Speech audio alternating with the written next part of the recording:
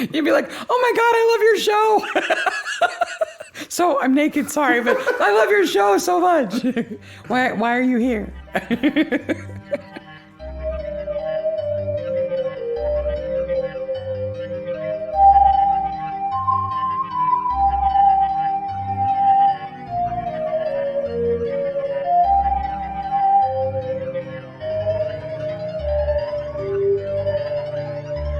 Welcome to Midsomer Maniacs. Hey, Maniacs. Today, this is episode 17 for us. 17? I can't believe we're at 17 already.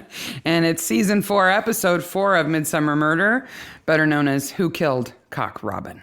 Just off the top, Midsomer Maniacs is a podcast dedicated to the ITV series Midsomer Murders. Each week we dig through an episode of the show, including the murders, the mayhem, and the loonies, and everything else that we love. You sound like such a DJ when you read that. I got the DJ voice out there. Hey! And just want to give you a warning that if the show is too much for your kids, the podcast probably is too. But if you let your kids watch the show, they'll probably enjoy the podcast. Well, I don't know if they'll enjoy it, but they can handle it. Yeah.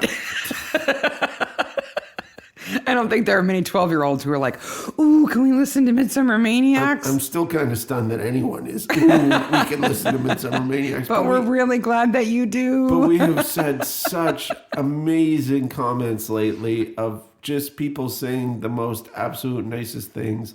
And it definitely warms our hearts and makes it all worthwhile. Absolutely. Absolutely. It's so much more fun knowing that somebody's listening other than us. So this episode is filmed October 2000 and broadcast the 9th of September 2001 with 9.13 million viewers. Directed by David Tucker, and Jeremy Paul is the writer. Mm-hmm. So we start with the cold open. Oh boy.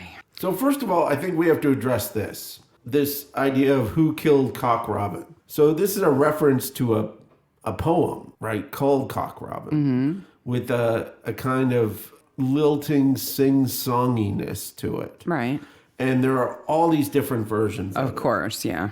And the one that they make reference to in here, I couldn't even really find a good reference for that, but it's obviously like a British nursery rhyme. Yeah, like Ring Around the Rosie. Exactly. Yeah, but it's a pretty cocky title. Yes. It's very tongue-in-cheek, right? And especially when we find out what Robin was doing with his Cock Robin. He's certainly getting it around, yeah. So we start with a cold opening. We have got Dr. Burgess, Francesca, who's head of a riding school. Yeah, so this is a trope that we've found, and it is unattractive women who in British television shows are seen as completely attractive. And I'm not saying that Francesca is ugly. Okay? No. I'm not saying that. But she is not fawn over the way that they all fawn over. She's not making an idiot of yourself beautiful. No, and it's just, we see this time and time again. Another great example of this was the Brazilian woman from the Stranglers Woods episode. Like, everybody thought, oh, well, she's the most beautiful woman in the world. And she wasn't. She wasn't ugly, but she wasn't notably beautiful. Just over the top. Yeah. But it adds some interest, right? And the doctor's quite in love with her. The doctor who shows up in a million things. Oh, he's in so many things. Most recently in Doc Martin. So Dr. Burgess is played by Ian McNeice, who, yes, you will know from Doc Martin. He's a long-running character in Doc Martin, and he's a really awesome character in Doc Martin. He's really fun. He was also in The Englishman Who Went Up a Hill and Came Down a Mountain. Oh, great movie. He's a major character there. He plays Churchill in Doctor Who. Yeah. He is Baron Harkonnen in Children of Dune. Yes, he is. In 2005. But the two roles that you might have forgotten or never known about. Okay. He was in Ace Ventura, Pet Detective. I have seen a lot of bad movies, and that is not one of them. He plays a major role in Ace Ventura. Okay.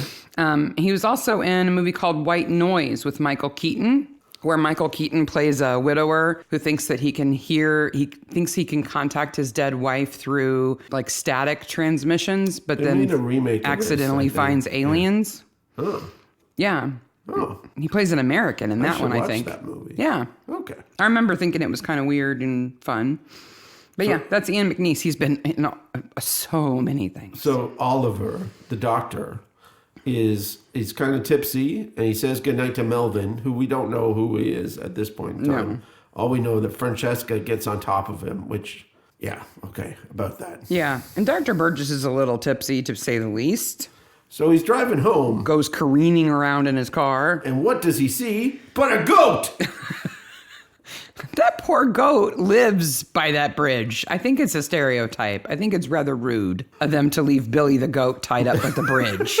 But he also runs over the Irishman. Yes.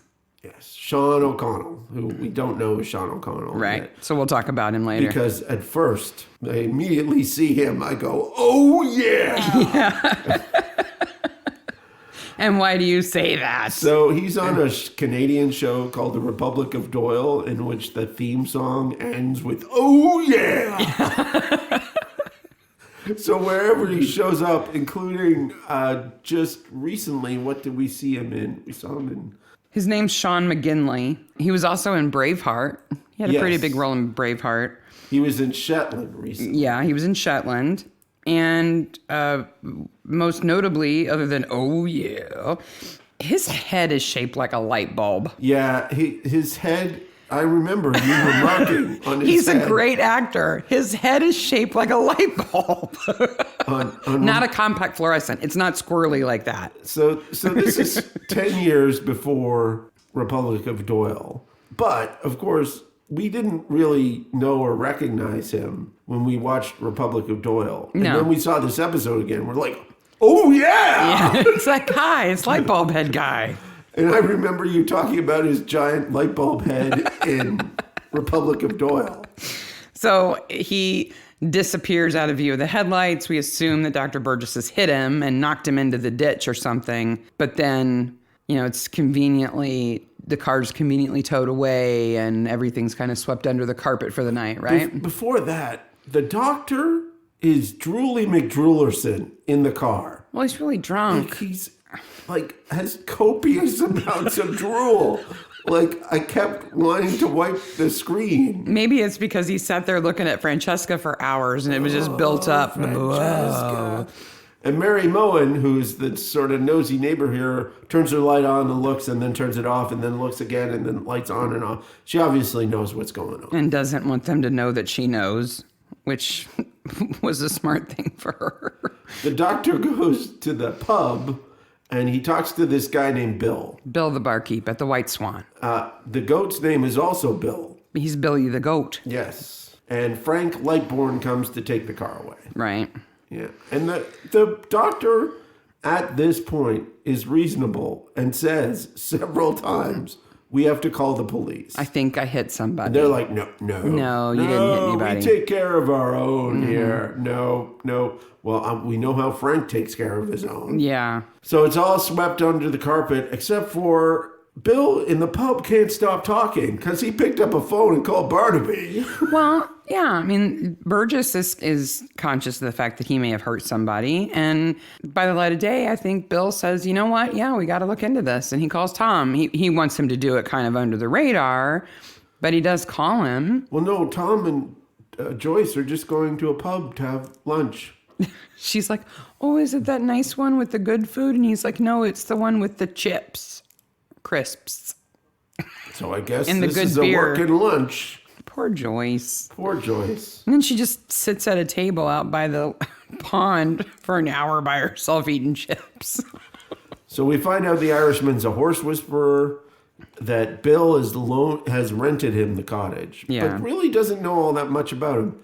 Maybe you should know a little more about somebody before you rent a place to them. Well, and it's hard to decide how long the Irishman has been staying in that cottage, too. You get the sense that he's kind of new to town, and yet when they go in the cottage, the desk is just full of his correspondence as if he's lived there for years. Literally, he's quite at home. Yeah. So that's what happened. Tom goes around. He sees that he's been reading Black Beauty because he's a horse guy. Get it? It's a horse book. Get it? It's a horse book. That's what horse guys read. And he finds an Irish passport that says it's Sean O'Connell, born the 9th of January in 1968. Okay. You nerded out about a document again, didn't you? That human being was not born in 1968. You're only saying that because that would make him only a year older than you. He was born, the actor was born in 56. So he's a little older than that. To be fair, I think he's had gray hair since he was like 40. The more interesting part is he comes from a place called Skibbereen. Skibbereen. Is that a real place? It's a real place in County Cork, Ireland. Skibbereen. Yeah. So Mary Moen, she sees all this with the car happen from her window. Yeah. She's played by Jane Lapatois. I'm going to show Mark my notes now because he's a French speaker. Lapatois. What you said. Yeah, that's what I'm going with. Lapatois. I'm French Canadian, you know, eh? No, you're not. Nope. But I know you took a lot of French when you were little. She's been in, lots of things. The thing that I found most entertaining was a movie she was in 1972 called The Asphyx. Have you seen this film? This is has Mark seen that bad movie? Let's wait. I believe so. It's ASPHYX. Yes. Yes, I have seen this. We didn't even practice that. It's a movie about a man who invents a machine that looks a lot like a coffin with some suckers attached to it that can suck the life force and soul out of people, thereby making him immortal. And she plays his wife. Yeah, I saw that movie. Sometimes I worry about you, you know? Well, we'll get to Hammer movies later on, right? Barnaby's going through the stuff in the house, and he hears somebody coming in, and it's Melvin Stockard. Yeah, Melvin, who we find out pretty quickly did 18 months of an 8-year sentence. So he and Tom go way back. He's kind of a diamond geezer. No, he's a Tweed geezer. He's a Tweed geezer. He's out riding with his horse. How exactly, he's like, I thought I saw you go in. It's total coincidence that they're right. I just happened to be riding by with my daughter on our very expensive horses now that I'm Lord of the Manor. And I'm a full-blown Tweed geezer. I still don't really understand why he went in. There's some problematic situations. He has this thing about being responsible for the entire village. So he's showing up where he needs to be, sort of. And taking care of things that are none of his business, but he feels responsible for. So maybe he sees a stranger going into the house and he knows it's not the Irishman. And so he's like, hey, who's going in that house? He put the roof on the church. He's on the parish council. He saved the mobile library and the bus service. About that roof. Okay. There are a lot of dumb, useless characters in this show. Mm-hmm. But that vicar is dumb. And he does not need to be in this episode at all. He shows up in 2 scenes, one of which he runs away. Yes. He's not part of the criminal conspiracy. He doesn't contribute anything meaningful. All he does is say hi to Melvin here and then go for drinks and run away like a little boy. I think his job here is to give Melvin some respectability. Yes, he has helped with the church, and now we all think he's a good person and not a Tweed geezer. I absolutely agree. They don't need the vicar for that. No. That guy needed a job and somebody found it for him. Well, he plays a vicar in another episode of Midsomer, too. Oh, he does? But a different vicar. A different vicar. Yeah, he's a different vicar. Well, he has a vicary look to him. He does. He has a vicar face. He's also in the other episode is The Straw Woman. Oh, okay. His name's Jonathan Hackett, by the way. Let me tell you about Melvin. Melvin. Okay, so tell us about Melvin. I'm sorry, I'm laughing because I know what's in my notes. Okay. His name's Larry Lamb. Yeah. And he's been in a lot of things, all the typical character actor things. Yes. But I fell into this black hole of the things that he's credited as self. Okay. Okay, so not So this is when you do a documentary. you do a narrator, you're a host for show, something like that. Like I bet you almost all of Jimmy Carr's IMDb pages are as self, right? Yeah. He did a your Jimmy Carr laugh. He did a series with his son where they went on bike rides. Oh. So kind of like Tony Robinson's Walks Across Britain, but this was riding bikes with his son. Oh, that's nice. Kind of fit for his age. But in 2016, he was on I'm a Celebrity, Get Me Out of Here. Okay, so this is a British reality show in which they place celebrities in, usually it's all tropical, right? It's like Survivor, but with celebrities. Yes. And a bit more awkward. Yes. He made it 18 weeks. Wow, he's a tough bugger. And when he got voted off the island or whatever the mechanism is, everybody said that he was almost too nice. He was really nice to everybody, Lamb was, but he snored really loud. And so they had to get rid of somebody, and they were like, sorry, Larry, none of us can sleep. You have to go. That's embarrassing. Wow. Poor Larry. Probably snores like our dog. He seems like an all-around kind of nice guy. Yeah, he plays a right kind of jerk in this. Maybe a reformed jerk, I'm not sure. But he's certainly power-hungry and lording it over everybody because he's got money. So the last place they go by is the well. And they're pulling these bikes out of a well. Okay, British people. Yeah. Okay. Explain this. Explain this. I have a bike. Maybe the tire's flat. Maybe the chain broke.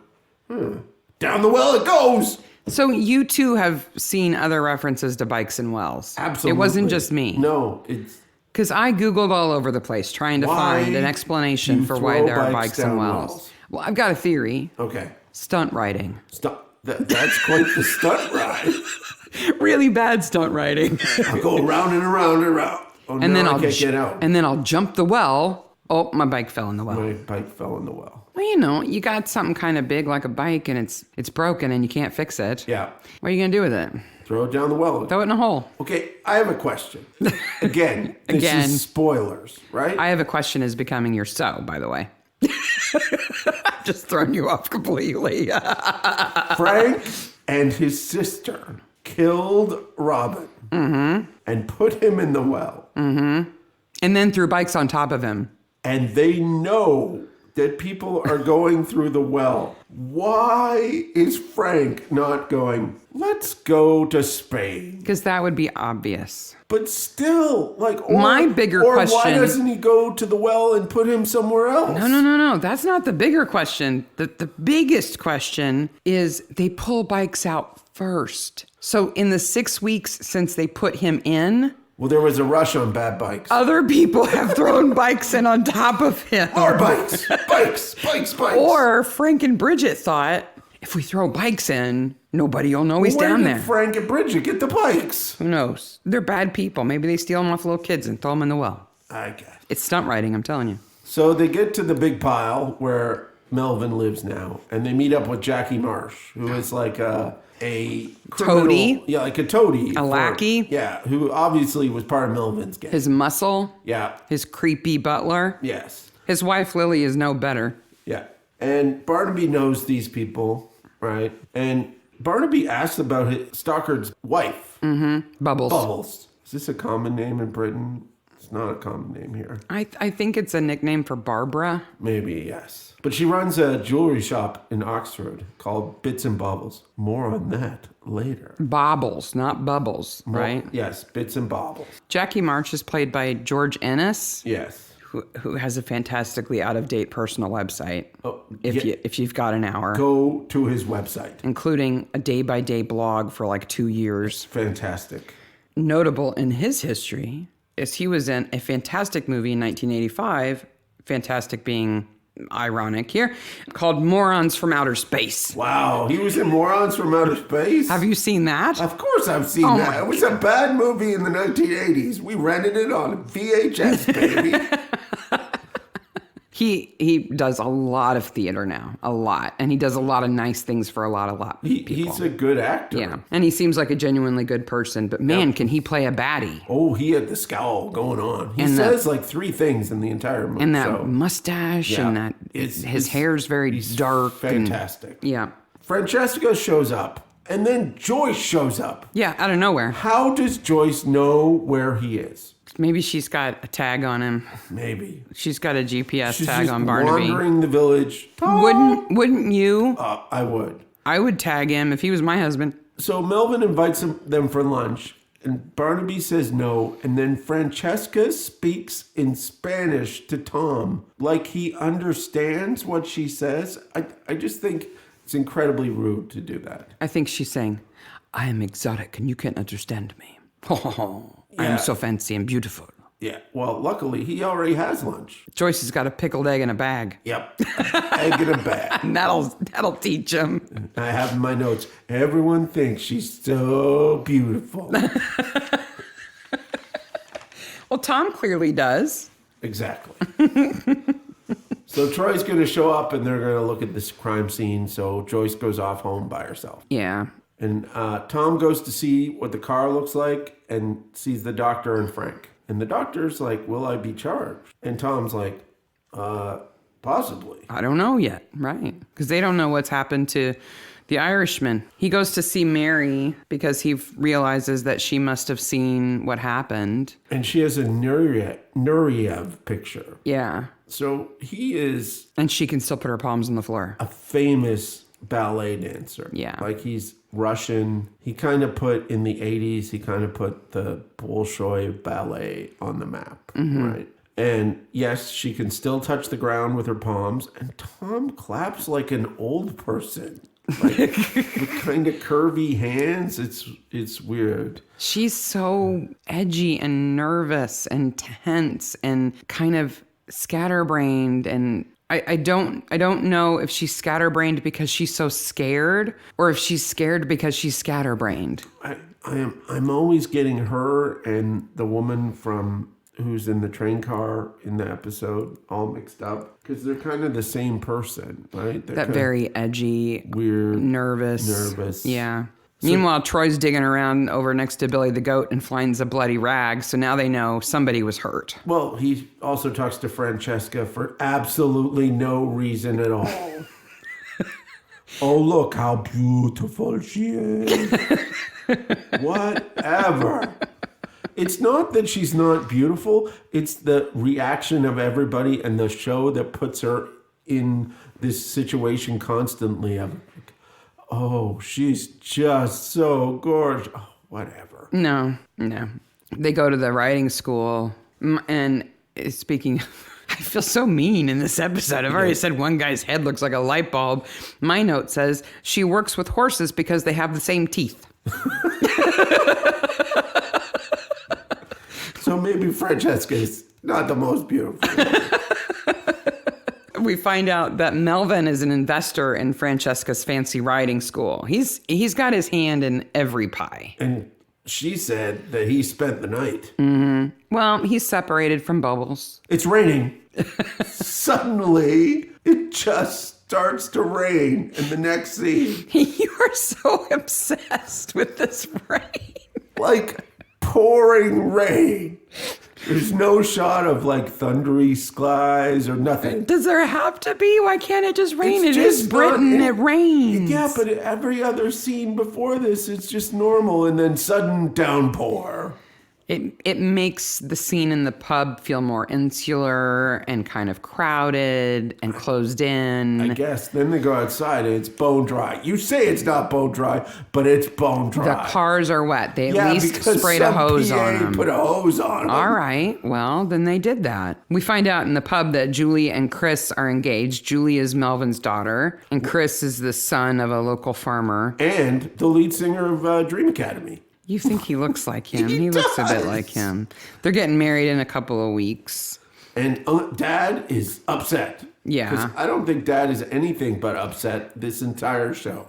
Joe Megson is just grumpy personified. And he's a jerk. Like, he is just... It's no wonder his wife wants to leave him and his son wants to get married and get out. He's not pleasant. Absolutely. He drives that tractor around like he's king of the farm. Like he's going to run people down.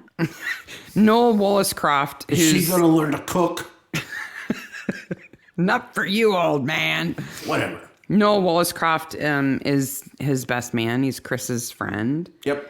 He's played by a guy named Noah Huntley, who's also in The Sleeper Under the Hill in 2011. And again, I fell down the hole of the self credits. Okay. Noah Huntley narrated this awesome show called Date My Porn Star.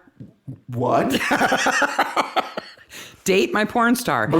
It features 2 British porn stars who travel to America to find out how American porn stars live. What? I'm not making it up. What network? This is not a BBC show. I'm not making it up. Okay, but what network in the UK? I don't know what network it was on. I hope it wasn't an ITV show. It's kind of like Come Dine With Me, but with porn stars. Come porn with me. and overseas. Yes. Yeah. Okay. But Noah just narrates it. I'll put a link to that show in the show notes, but whatever. That's just bizarre. Date my porn star, please. Everybody's happy about this marriage except for the old guy. Yeah. And they go outside and Barnaby... Well, Melvin's not either, right? Yes, Neither of their parents are very happy with them getting married. But Joe's reason is stupid. He just is like, nope, he doesn't want Chris to get married to anybody. Yeah. Because he just doesn't like anybody. Yes. Melvin thinks Chris isn't good enough. He at least has a reason. It's wrong, but he has a reason. So Barnaby talks about Melvin and his history and stuff like that. And then you have the weirdest little scene ever. And I don't even know why it's in here. It's a nighttime scene where someone breaks into a cottage, not sure which cottage it is, uses a key to open a medical cabinet and steal medical supplies. I'm assuming this is either a vet's cabinet or some sort of surgery cabinet. Mm-hmm. We're never told who it is. It's never referenced again. And I want those 90 seconds back. Well, it's right around the same time that we find out that Sean, the Irishman, was a vet. And he lost his license for fixing show horses illegally. Yes. So I think that's why we see that break in then, because we've just learned that. And so we're associating those two things. I guess. That's the message I got. Hey, Troy, let's drive around the village until we find a dead body. Oops, there's one in the well. Wrapped in plastic. We finally get the body from the well. Yep. Melvin comes up. Suddenly, everyone is there. Well, yeah, it's everyone is there. And it's the village green, right? That's the whole point of the village green, is it's the center of the village and everybody can see what's going on. Noel's dad is there. Everybody's there. Little Johnny Flynn. Oh, wait, he's not there. So, let's talk about Ding Dong Bell. Okay. I got some stuff. Okay, lay it on me. So Melvin comes up behind Tom and does his ominous thing. Yeah. I didn't commit this murder, but since I'm a Tweed geezer, let me insinuate that maybe I would have. Yes. Right? Ding Dong Bell, pussy's in the well. Yes. I thought Cock Robin was in the room. Okay, never mind. No. He's a pussy now. How about Pussy Rob? No, now I'm all confused. Okay, now you're talking about that show that Noah Huntley was the host for. Stop. Okay, so the original rhyme, okay, is Ding Dong Bell, pussy's in the well. Who put her in? Little Johnny Thin. Who pulled her out? Little Tommy Stout. What a naughty boy was that to try to drown the poor pussycat, who never did him any harm, but chased up all the mice in the farmer's barn. Okay? Okay, it's a nursery rhyme. That's the original. It's a nice little story. In this story, one kid tries to drown the cat and another kid saves the cat. Yes, the cat is saved. Who never did anything bad to anybody. Nope. Right? In the 40s, Yes. people decided that this sing-song needed to be reformed a bit. Okay. That it was a bit outdated and they wanted to update it. Okay. This song about a boy trying to drown a cat and another kid saving it. This is the reformed version. Okay. Published by Jeffrey Hall. It's the accepted reformed version from the 1940s. Okay. See if you can spot the difference. Okay. Ding Dong Bell, kitty's dead in the well. Well, wait. Whoa, okay. Oh, it doesn't say pussy anymore. Now it says kitty. It's Kitty. better. Who let her die? Little Johnny Finn. Who got her alive? Little Tommy Thin. What a bad boy was that to kill a kitty cat who never did any harm but played with mice in his father's barn. It's reformed because they say kitty. Oh. But the cat is definitely dead. Yeah. But it's better, see? Ah. It's better for kids to call it a kitty. And not a pussy. It doesn't matter that a kid killed it. Yes. And no kid saved it.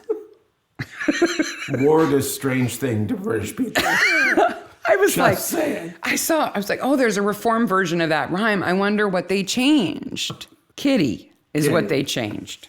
It's okay that kids are exposed to, homicidal children who will probably be serial killers later, but it's better because it's just kitty. Never mind. So the body in the well is Robin Wollstonecraft. Wollstonecraft. Wollstonecraft. Wollstonecraft. Wollstonecraft. There's no N. Wollstonecraft. Wollstonecraft. There you go. And he was involved with Valerie Megson. Wait a minute. Somebody married that horrible man? Yeah, Valerie, who's also Noel's dad, right? Yes. Robin is Noel's dad. And they were heading off to New Zealand, which is the other placeholder for very far away but still speaks English. Right. And the husband found out. Next day, nothing. Now, the little light goes off in our head that Sean O'Connell was also in New Zealand. Right. And we know that there's 6 people in New Zealand, so they must all know each other. Maybe there's a connection. Noel goes and IDs the body. He IDs his dad's body after being 6 weeks in the well. Luckily, the picture that he had of Valerie in his pocket wasn't damaged by the water. No, but it was ripped up. Right. And Frank goes to see Mary, and Mary goes, "You killed that person." And Frank goes, "No, I didn't. Here's a new TV." Well, guess what? He did. But here's a new TV. It's not really a new TV. Here's a replacement TV. Yes. Why he feels responsible for her TV, I have no idea.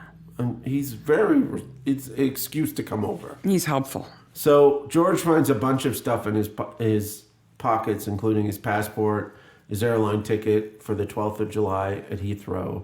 But there's no watch. And they kind of research a little bit and find out this was the flight that they were both supposed to be on. Neither of them got on it. They know where he is now, but they don't know what happened to her. Yes. Right? Because they were going to meet at the airport. They were going to leave separately. So now we have to find her. And neither Joe or Chris has heard from her. She left a note for her son, but her jerk husband, Joe the jerk, tore it up before he could read it. So Barnaby and Troy go off and interview Joe. Idle bloody tittletown. Wow. How can I be unpleasant while I make tea? Do you sing in church with that mouth, man? Joe Mexon is played by Malcolm Story. Yep. Who you might recognize from The Princess Bride. He was Yellen in The Princess Bride. He was the evil henchman to the prince. Right. He was also in a really good show called The Living and the Dead. Do you remember that? It's about a young doctor who moves to a little village with his wife and he can see dead people. No, I don't remember. It's set in like Victorian era. No. It was really good. It was like a 1 or 2 season show, but it was great. Oh. And get out of my sight. I don't want to talk to you at all. All he does is slam and yell and storm and... So Julie gets in the car with Barnaby and Troy. Again, the coincidence car. Because they're driving around, they talk about putting that Chris's mom, that Chris is really worried about his mom too. Mary Moen may have known her. And then they go by the well again, because everybody has to go by the well. And Bridget is so upset after killing her husband that she's bringing flowers. And we find out that Bridget and Frank are brother and sister. Bridget's all drama. Big drama. She gets in the car, and after putting down the flowers at the well, and just bangs on the window. Yeah. Like, let's get out of here. Well, she sees the cops coming. Mary has a visitor, and it's Melvin. He's come to take an envelope that's been pushed through her mailbox that has her name on it. Which we never get referenced again. Yeah, we do. We find out what it was. What was it? It's the watch. Ah. Frank put the watch in the envelope and addressed it to her because she would know that it was Robin's watch and it's a threat. It's look what happened to them. I did not put that together, but now it makes complete sense. That watch is quite the hot potato. It is a hot potato. It's going to get passed around a lot. And this is our little secret, just like the goat. Mary. That goat has some good agent. It gets a lot of screen time. It does. More than Jackie does. More than Jackie, and certainly more than the vicar. Mary and Valerie were friends, but she hasn't heard from her. She acts really panicky when they ask her about Valerie. And that's why, because she's received this basically death threat in the form of a watch. Yeah. So they want to go talk to Francesca again. I don't understand, Troy. I hate this part so much. Okay, so Barnaby says, go round back.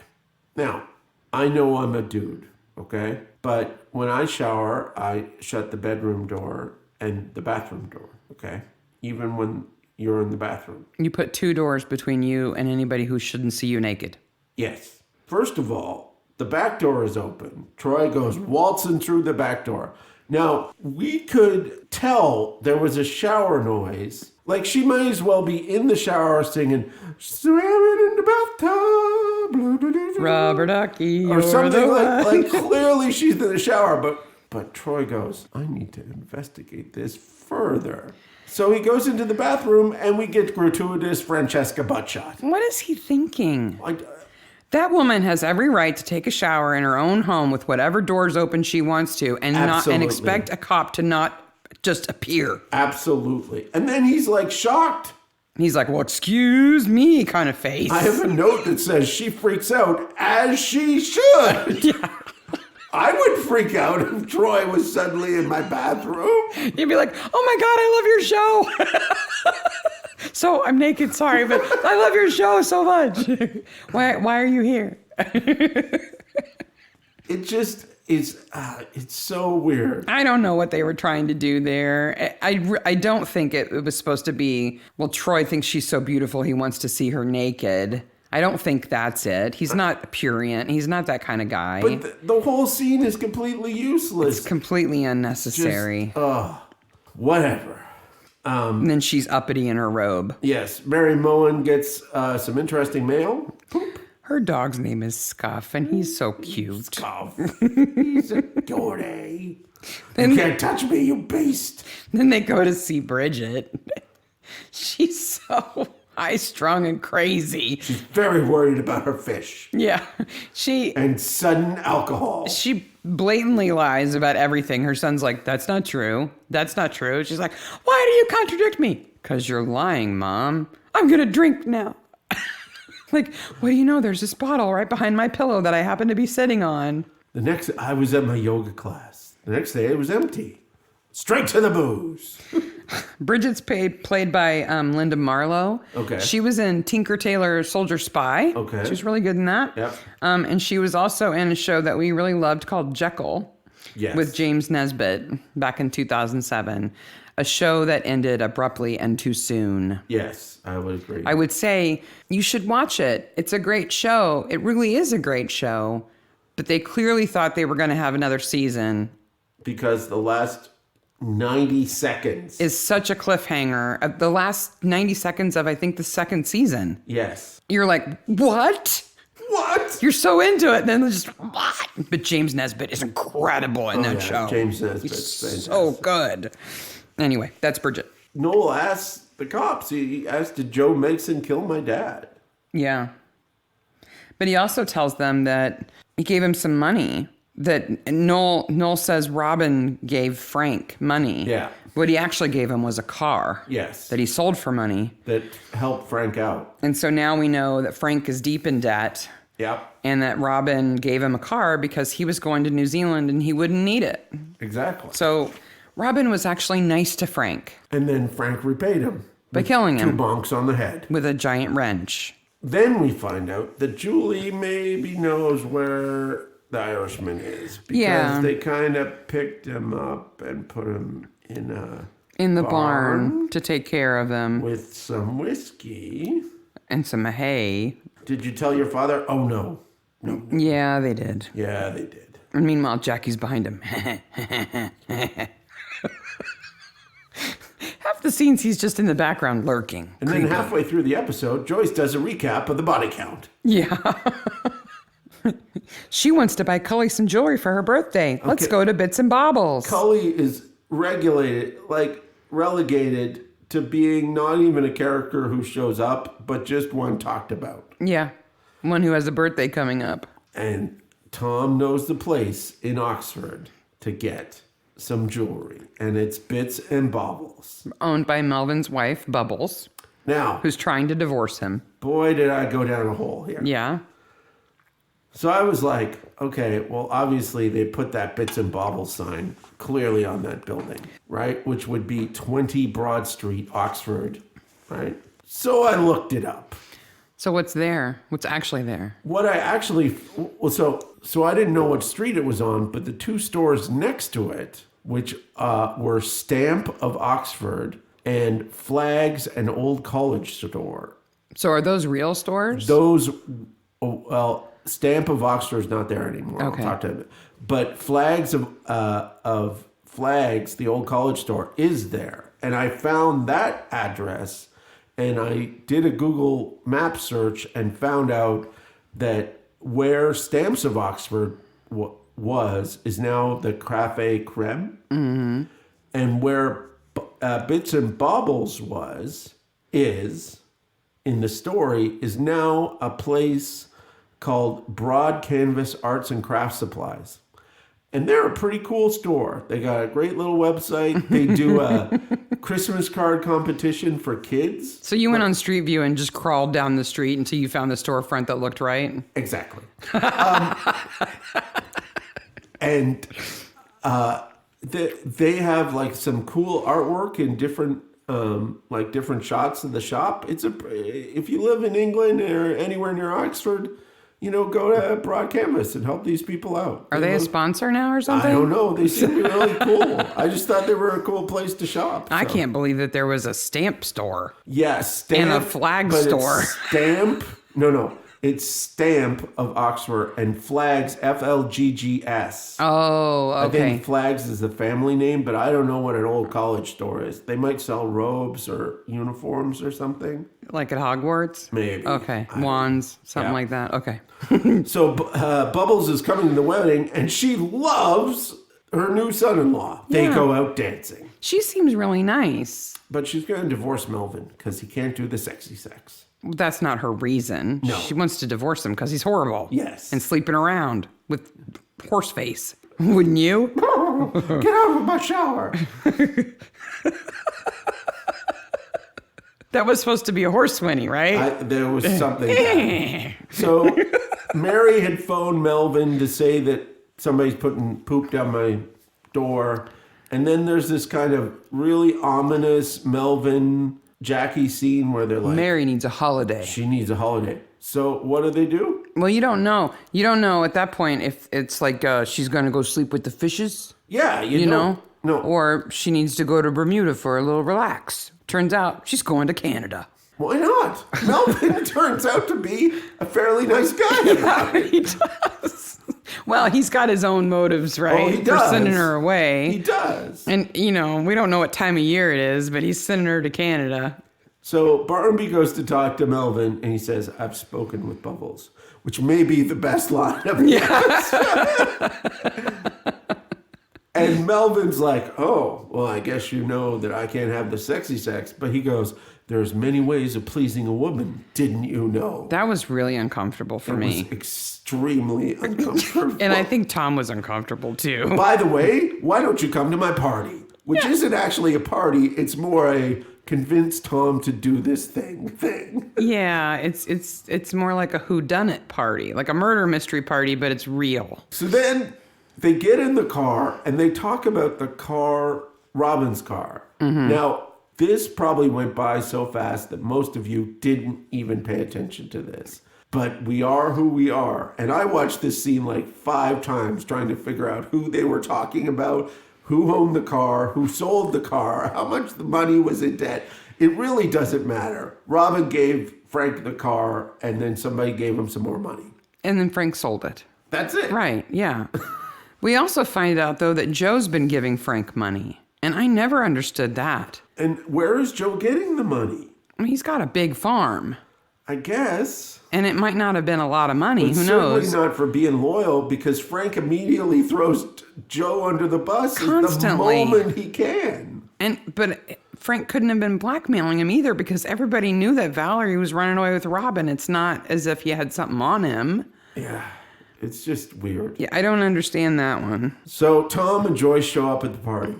And Joyce is like, oh, you could afford this and a lovely senorita. And Tom goes, now behave.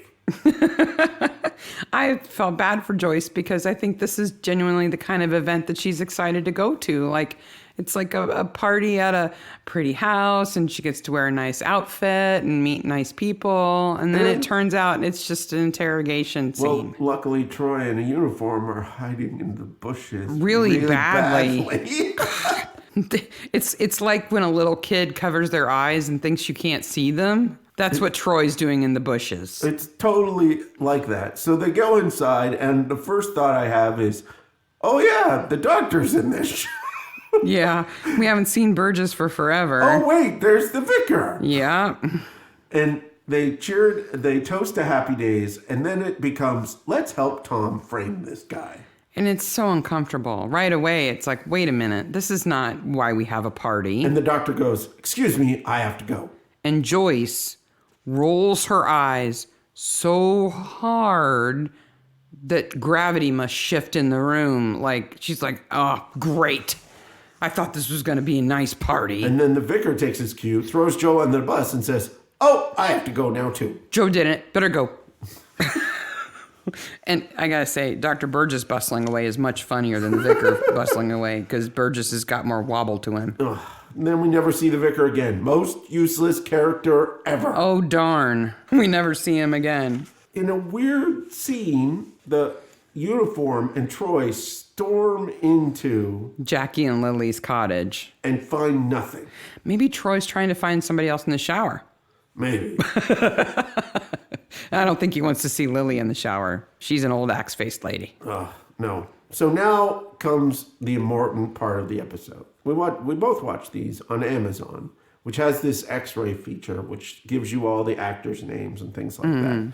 And down at the bottom of the list is Christopher Lee as Dracula. And I'm like, I've seen this episode before. And I don't remember Christopher Lee. I don't remember Christopher Lee as Dracula. Coming back from the dead to be in this Midsomer episode. I was like, wait a minute. And it shows you those names a tiny bit before they're actually on screen. Yes. You know, so you're like, wait a minute. So then the scene starts, and immediately I stop and go, it all makes sense now. Because Mary's got a TV. And she's watching Scars of Dracula. Yeah. Right? Which is a 1970 Hammer film with Christopher Lee. I knew exactly what it was right away. But more importantly is the other guy who talked. The other guy who talks, the character's name is Trove. And he is played by Patrick Troughton. Do you remember who Patrick Troughton is? No. He's a doctor. Okay. He's one of the doctors. I think he's the third or fourth doctor. He's the one with the bangs and the dark hair that kind of looks like Mo, but isn't Mo. Oh, Doctor Who. Yes. Okay, yeah. He's in that movie? Yes. My question is, why is Mary watching Dracula? I don't know. With her back to it, with candles lit? I don't, because that's how you watch. Because her TV's fixed, so she just turns it on and then ignores it? Is that it? She gets killed by Black Gloves, because Black Gloves kills everything. And then there's a close-up of Christopher Lee with red eyes. And I was like, right on, baby. But I don't know why. It's not like somebody sucked her blood out or anything. No, she overdosed on pills. It was like somebody was like, I love this movie. Let's put it in. And I think somebody as scaredy cat as Mary wouldn't be watching scary Dracula movies either. No, not that movie is really scary, but it would have been to her. She thought her own feet were scary, for God's sakes. Who knows? She's scared of everything. And once again, everybody is on the scene of the crime immediately, including the doctor. Well, I guess she committed suicide. No. George is like, no. Nope. No. Somebody had a key, and Barnaby is like, where were you, you stupid dog? Poor Scuff. Scuff. It's not his job. She has an Air Canada ticket and a letter from her sister in Toronto. Oh. Well, that makes sense. That's why she's going to go to Canada then. And the person who found her is in the bathroom. Thanks for that information. Well, he's the gardener. Who doesn't say any, who is as useless as the priest. His name's Cullen. Yeah. And he's very upset. He's very upset. He's hiding in the bathroom now because he's upset. Later, we see him in the street with his wife. Yes. Well, he did find a body. Yeah, That's kind of sad. I guess so. Barnaby goes off to the manor house to confront Melvin with the ticket. Now, this ticket is an Air Canada ticket, and there are Air Canada tags that are contemporary with that time and that logo.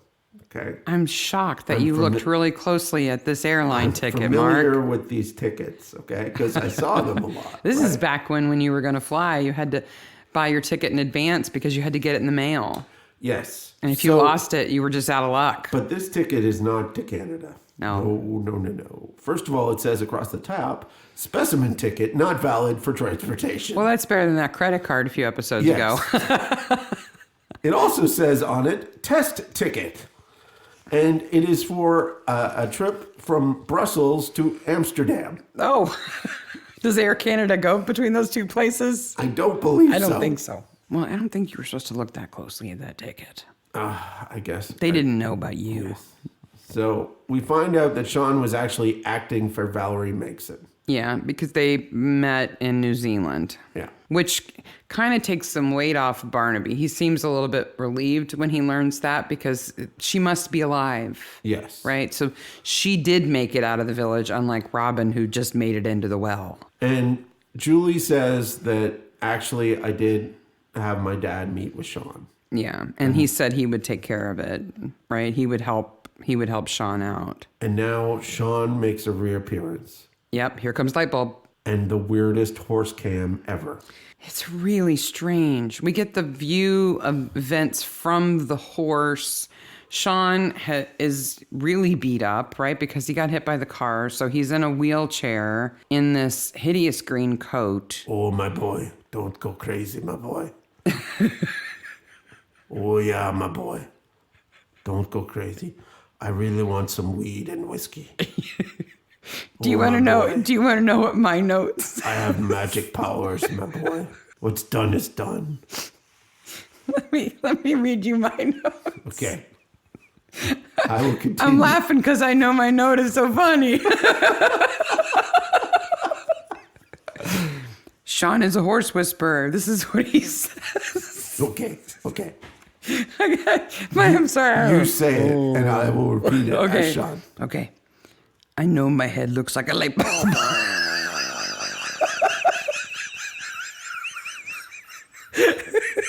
Okay, your wee horse. I know my noggin looks like a giant light bulb. But listen. You You better jump. better jump. You better jump real high. Real high. Or they'll put you in the Tesco's lasagna.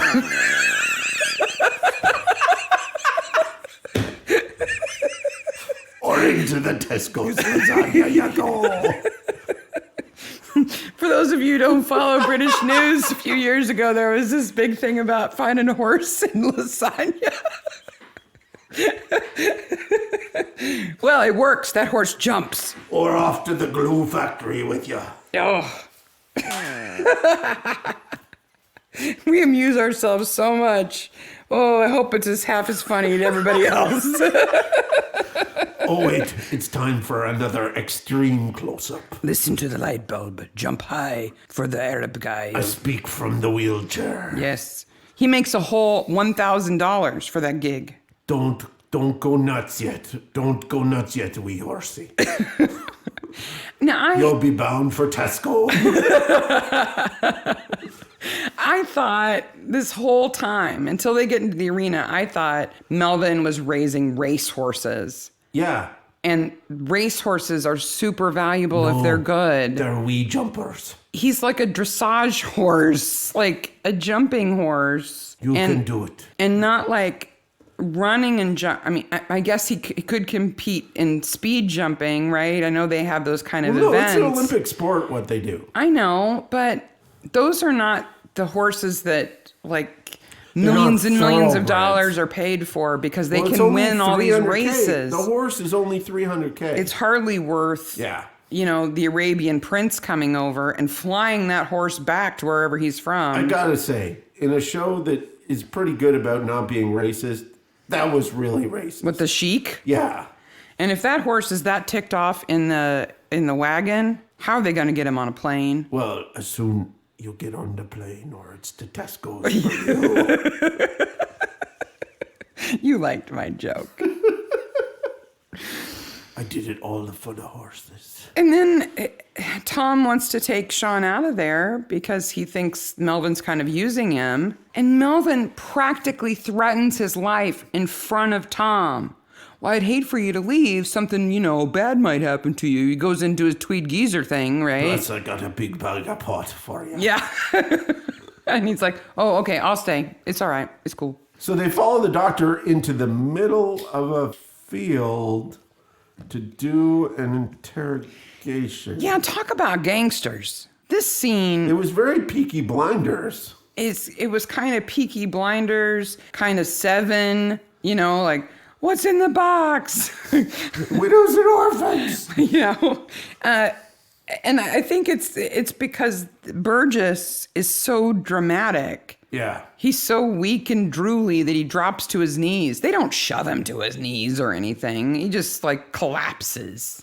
And we find that Joe has the watch. It's been planted at his house. That watch is magical. And then the weird scene. Okay. I know you first thought that this episode was full of strange coincidences that were kind of convenient, yes. Right?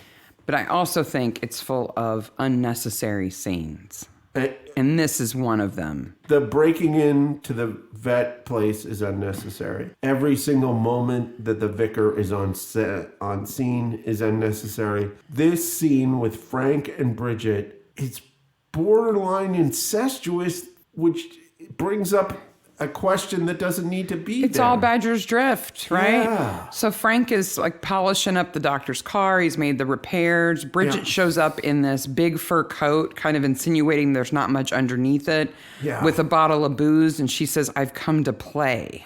And she goes, no one can see us. I was like, ew. I was really worried when they recreated the climb later on that they were going to do a big old lip smack there. And I was going to be like, whoa! This is not Badger's Drift. The only purpose for this scene is to show that they are actually close. And they could have done it in 1,000 different ways that aren't this. That does not imply incestuous bonking. Yeah. That he's actually not even up for. Yeah. He doesn't even, he doesn't want to do it. I don't even know what she wants to do. It's just so weird. I don't want to think about it. Let's move on. Okay. Dr. Burgess is at the cop shop. And he has an address. Right. In New Zealand. Yeah. Now, I'm this kind of guy. Mm-hmm. So it's 9 o'clock in Midsomer, which means 9 a.m. on Monday morning. 10 p.m. on that night. In New Zealand. I really didn't realize, and this is something I found out this week, how close New Zealand is to the dateline. Yeah. It's really close. Yeah. I thought it was much further away. Well, it doesn't matter because Valerie can teleport. Okay. Because they call her and then she appears. I also looked up how long it takes to fly from Auckland to either Gatwick or Heathrow. I looked at them both, and it's a 35-hour flight. Man. 35 hours. Okay? So this... It's got to be at least 2 days later. Has to be 2 days later. And that's assuming she got on the next flight. Yeah. With no layovers. That one layover. There's no nonstop flight. Yeah, from but Auckland.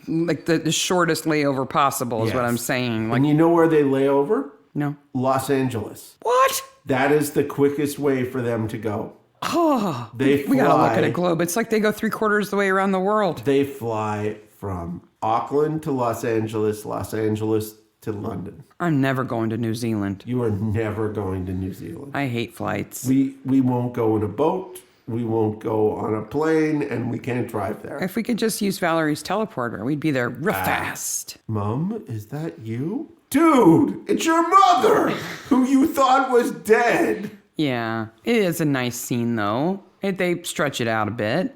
I guess. So we know once they start talking to Valerie, we know that She and Robin had arranged to go to the airport separately. Yes. Right? So they could get away. They were going to meet there and fly to New Zealand together. She goes to the airport and he's not there. So then she gets a message. She gets paged and gets a message that's supposed to be from Robin. Yes. Saying that he's going to miss on the next flight. He's going to miss that flight. He's going to take the next one because, they have one every 6 hours or something. Apparently. No, it's the next day. She goes to stay in a hotel because she doesn't want to fly without him. If it's a 35-hour flight, it cannot be cheap. No. Okay. But this is in the old days when airlines were realistic. It was $1,835 when I looked at it. They're reasonable back then, though. Yeah. If you said, I don't want to take this flight, I want to take tomorrow's, they would go, okay, we'll just transfer your ticket. That's fine. We're not overbooked by 20 people. No. Anyway, I'm not bitter about flying. So Tractor range. she stays overnight in the hotel because she'd prefer to fly with him, but he still doesn't show up. Yeah. Who sends the message from Robin to the airport? Frank. You think it's Frank? Because Yeah. Robin's dead. Yeah, it's Frank. Right? He died the night Frank before. or Bridget. Yeah, Bridget. This is Robin. I'm a dude. I know I got a woman's name, but I'm a guy. I'm leaving a message for a girl, a lady. But how does Joe know about them? I think everybody sort of knows. Well, there's this flashback scene where they're après tryst in Joe's house. Flagrante delicto. And he's like coming at the house in his tractor like he's going to ram it. And then they crouch down like, I guess he didn't see us. No, I think it's kind of a known thing. It's just horrible. Joe would clearly see them. Well, when Valerie's in the car, Mary's going to take her to the airport. He tries to run over them. Yeah. Mary has to off-road it just to get away from him on his giant tractor. Yeah. Do tractors really go that fast? Yeah, that tractor probably can go 60 miles an hour. Oh, well, okay then. But he's definitely coming right at him. He had every intention of running over him. Yeah. Sean goes back home with a gun. Where does he get that gun? I don't know. It's a handgun, which is first of all rare in England. He couldn't have brought it from New Zealand. Yeah, he must have got it from Melvin. Must have got it from Melvin. But he realizes that the watch is the thing. Yes. Where is that watch? And he goes to call Barnaby. Is that who he's calling? Who is he calling? I don't have a note about that. I don't know that we know who he's calling. But we know he's calling. He's the phone that's clearly shown in his house. Maybe it's turned off. Maybe. I don't know. But he's definitely calling somebody to tell them about the watch. And I think it's supposed to be Tom. Yeah. And somebody Killer smashes the window. And then smashes the light bulb. And then we hear Jackie with one of his lines. Oh, you! I'm confused about this scene. Yeah. Because, so Sean's in the phone booth. Yeah. Somebody smacks him on the head. Yes. And then supposedly Jackie chases them away. Yes. And Jackie tells Melvin later that the person he saw running away was Joe. No. And that's why... No. Yeah. He tells Barnaby that. Jackie saw Joe run away from the phone box, which is why Melvin planted the watch in Joe's house. Because they thought if Joe was trying to kill Sean, that he definitely killed... No, but the watch is in the house before this. This is all screwed up. That's what Melvin tells Tom at the wedding. It's so weird.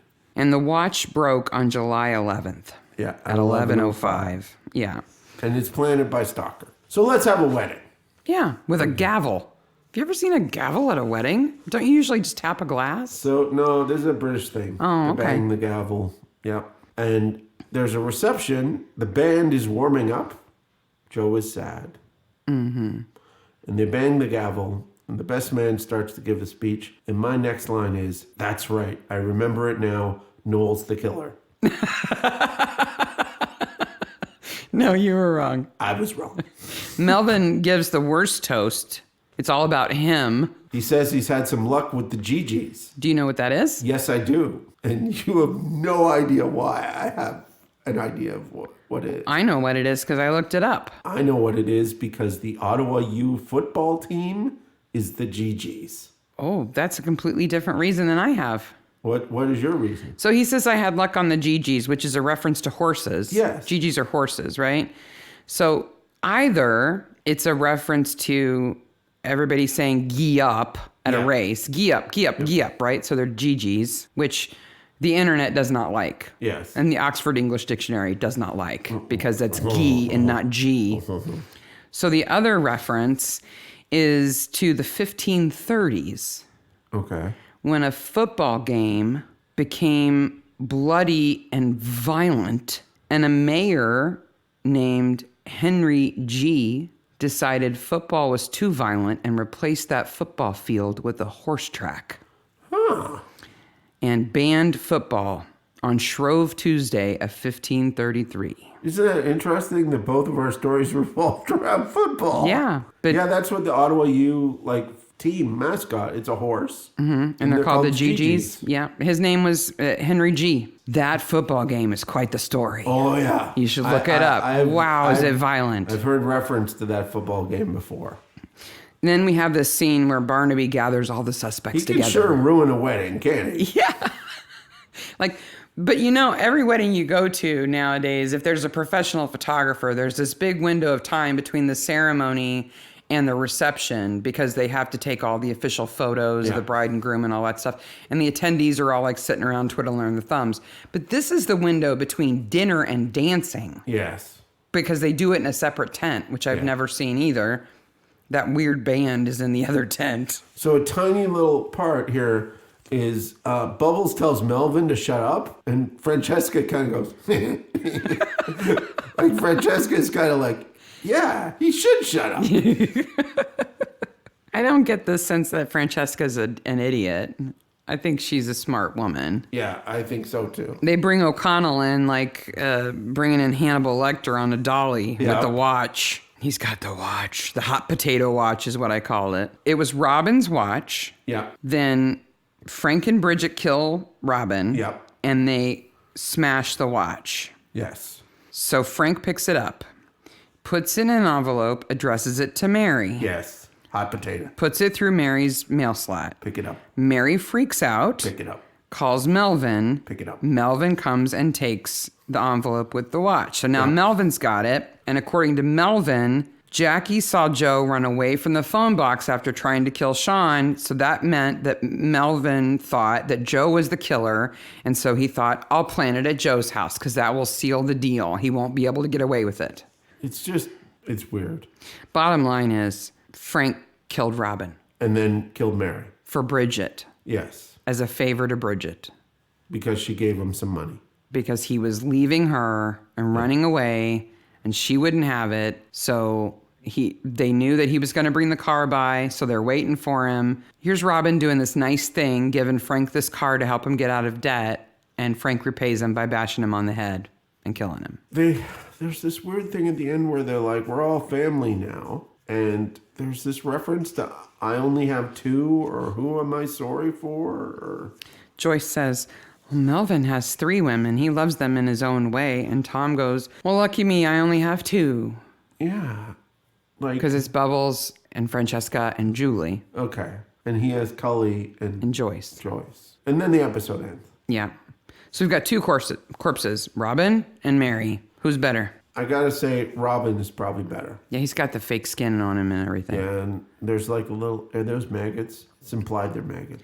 I don't know if they were maggots. I thought it was flaky skin. Yeah, when you've been underwater, Bad your skin complexion. starts to fluff off. Got Yeah. bike imprints on his face.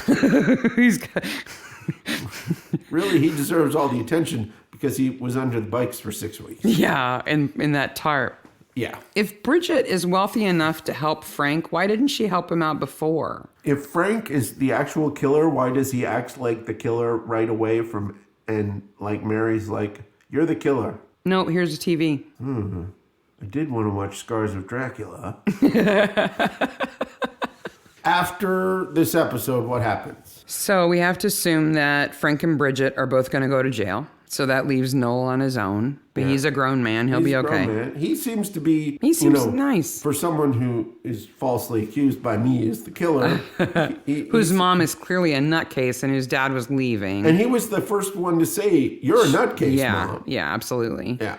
So he's going to be on his own. Melvin's going to go to jail for a short sentence for trying to frame perverting Joe. the course of justice. Yeah. Right? If he's going to go to jail, I don't know what's going to happen with his estate, and I don't know what's going to happen with his investment in the writing school. I don't think he's going to go to jail. I think he'll get time served. Like he'll get probation or something. Yeah. It's a pretty weak. I think Bubbles is going to get her divorced, though. I think Bubbles get the divorce. And Julie gets her nice husband. And I think Burgess gets away with drunk driving. Yeah. And hitting Sean. And I don't think they're going to press charges on him. And the goat still tied to the bridge. Chris and Julie are happy. Maybe they could live in Mary Moen's cottage. Maybe Billy the goat could go live with Joe. Maybe. They could hang out together because he's all alone. Poor Joe. Let me get my tractor and drive angry. No, not poor Joe. He's made his bed. He can lie in it, right? Yep. So who did you think was the best corpse of that episode? What did you think was the most interesting coinky dink? And anything else that we've talked about in this episode? What do you think, Sean? Have you been really to whispering? Have you been to that shop in Oxford? If we get somebody taking a picture of them in front of that shop in Oxford, I will be pleased as punch. It's a fun episode. Yeah. It's got a lot of little crazy references. It's got a lot of twisty turnies. For all his just silliness, I love the Doctor. I love the character. I love that actor. Yeah. I hate the Vicar. Doesn't need to we be know. there. We know you hate the Vicar. Doesn't need to be there at all. Melvin is a complex character. Is he reformed? Is he not He reformed? is. Like when he says, I think Mary needs to go on a vacation, he gets her a vacation. Yeah. He's actually going to send her somewhere And nice. Jackie's like, yeah, I got her a first class ticket. Yeah. I think we should book her a facial when she gets there or something. Brussels. Yeah. And it's hard for me to believe that somebody who's a simple village mechanic, as Frankie is, could pull one over on Melvin, because he really does. He does. And he and Bridget completely fool this Tweed geezer who's been like a kingpin. And I would think Jackie would see right through Frankie. And Frank is the worst kind of person. Everyone he talks to, he throws up people under the bus constantly. I would like to see Jackie and Frank fight. Yeah. I think Jackie would win. Yeah. Frank would get his butt kicked. I think Lily would show up and beat him up for Jackie, yeah. Yeah. Oh, it's a fun episode. So. Who killed Cock Robin? Frank did. Yep. We are Midsomer Maniacs, at Midsomer Maniacs on Twitter and at Midsomer Maniacs on Instagram, as well as being on the Facebook group for Midsomer Official Facebook group. And as well at today, I know this will be weird and out of time, but Patty Smythe, the famous punk musician from New York City, sent the official Midsomer group a whole bunch of pictures of her watching Midsomer. Apparently, she's a huge fan. You know what, Patty? I got a podcast for you. That's fun. And we're also on the Acorn TV fan group, which is also a fantastically run group, and the subreddit on Reddit for Midsomer Murders. And what's our next episode going to be? Our next episode is season 4, episode 5, which is Dark Autumn, which has probably the second best cold opening. Yeah, it's a good one. It's Yeah. a good one. All right. Until then, bye, Maniacs. Bye, Maniacs.